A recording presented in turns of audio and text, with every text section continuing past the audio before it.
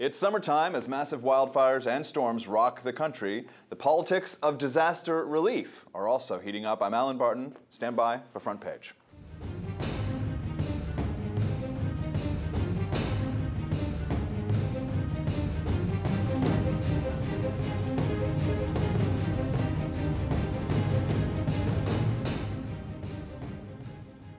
Joining me in studio, Scott Shackford, Associate Editor of 24/7 News at Reason.com, and Terry Jones, Associate Editor for Investors Business Daily. In a recent article at Reason.com, Gene Healy notes that disaster relief money flows more readily as presidential elections near. That's interesting. And it seems to flow to swing states. Scott, I would be shocked to find that government money for any purpose would be somehow politically motivated in terms of where it goes and how it goes there. President Obama has set a record for declaring national disasters. He declared 242 last year. And this year, he's well on pace. There's certainly going to be plenty of announcements over the weather that we've had for the past week. And is there a pattern that in election years, every 4 years, it sort of magically the number of natural disasters just goes up? It's just, yes, it's totally amazing what Mother Nature doles out in an election year. Healy is referring to a report based on the expansion of the president's ability to announce disasters that was passed in 1988. And he discovered that there are more disasters being declared by the president in swing states, where as we approach election cycles. And it pays off with as much as 1 percentage point in the vote. Well, there's a lot of bad weather in Colorado, Ohio, and Florida. So you have anything. I mean, Colorado is actually suffering from these fires. Terrible tragedy, a lot of homes lost. So you could say absolutely and objectively, yes, this is a disaster. But what do we say to the fundamentals underneath, Terry, of federal disaster relief? Is this a proper role of government? If aside from a completely, there's of course like government should just be there to protect individual rights. But in a minimalist form of government even, would you say, hey, this is a good thing that they should do. They should go in and help out these communities that are destroyed by a natural disaster. And if it's political, this is the cost of being able to help people. There may be some backstop role for government, federal government in local disaster, especially if the rule of law is threatened and other things of that sort. But, what has happened is we've ratcheted up our expectations from the federal government, which is what happens whenever the government gets involved in anything. And if anybody remembers, just go back to Katrina. The rules back then were very clear for communities. The government would only get involved after about 3 or 4 days. They said, we cannot respond any quicker than that. We're the federal government, after all. And they were right. And when it happened in Katrina, people were outraged because they expected an instantaneous response by the federal government, which was not forthcoming.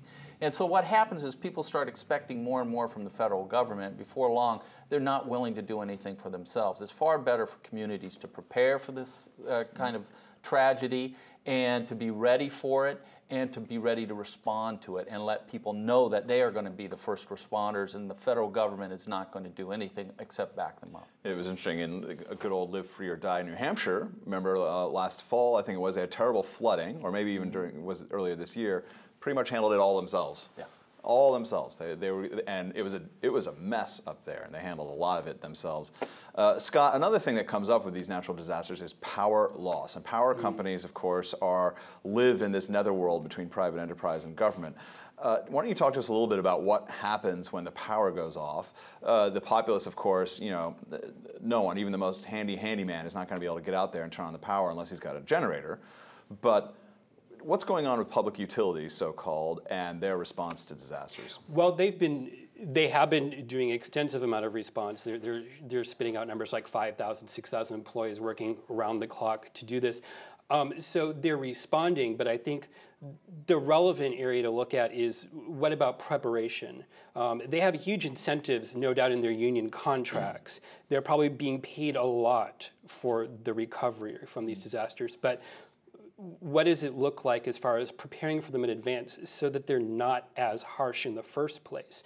My experience is that, particularly in outlying communities, there isn't a lot of preparation in advance for environmental disasters by power companies because there's no competition, there's no incentive to prepare for these things. Especially if the employees get paid a premium to respond to them. Right, they get all the overtime.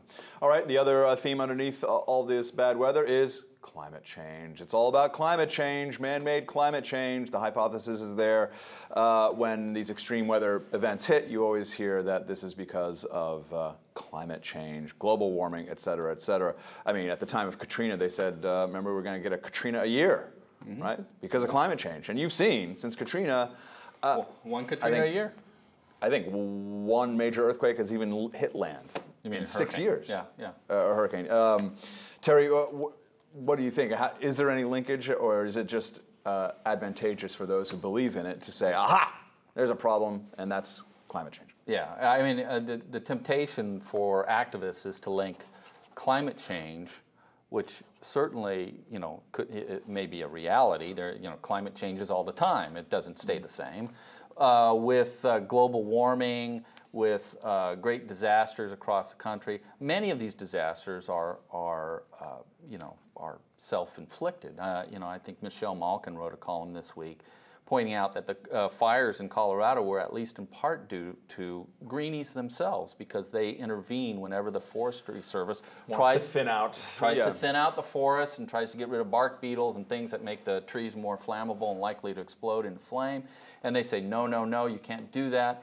So, it's made it more likely. But even worse is this global warming argument, because, at the same time as a large swath of our country, no question about it, has experienced hot weather, no fewer than 46 cities, we reported yesterday in IBD, have reported record lows early in July. So what does that American say? cities or American cities, 46. So, it's always a balance, and you can look at the most extreme things. I seem to recall that the last major geological era on Earth was an ice age. Yeah. It was not the last major one, so by definition, we've been getting warmer. Yeah. So it may be that we are continuing to get warmer. The issue is whether we as the human race in the last 100 years are contributing dramatically to that or not. Tomorrow it could get freezing cold, and we would have as little to do with it as when it got hot. Scott, the EPA won a big victory this week with the idea that it can unambiguously regulate greenhouse gases. This is a federal appeals court. It's probably going to be on its way to the Supreme Court. Tell us the details of this.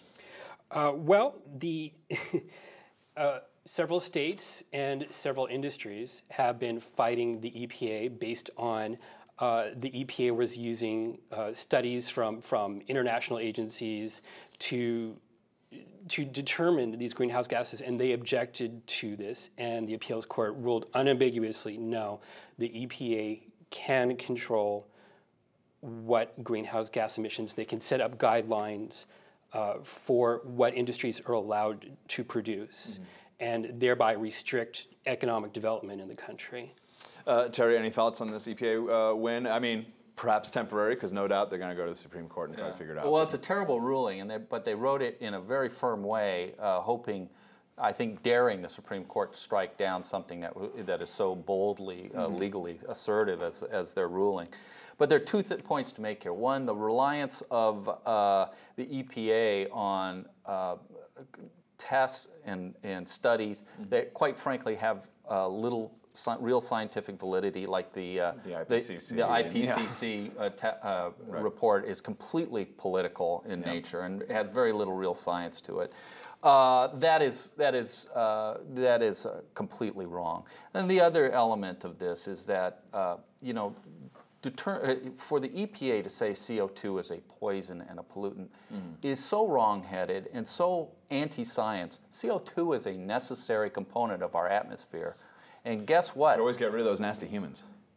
Well, I hear they emit a lot of CO2, and there's like 5-6 billion of them. We're on our way. 5 or 6 billion of them contributing to the CO2, and I think the EPA is on its way to handling that problem. For Terry and Scott, I'm Allen Barton. You've been watching Front Page.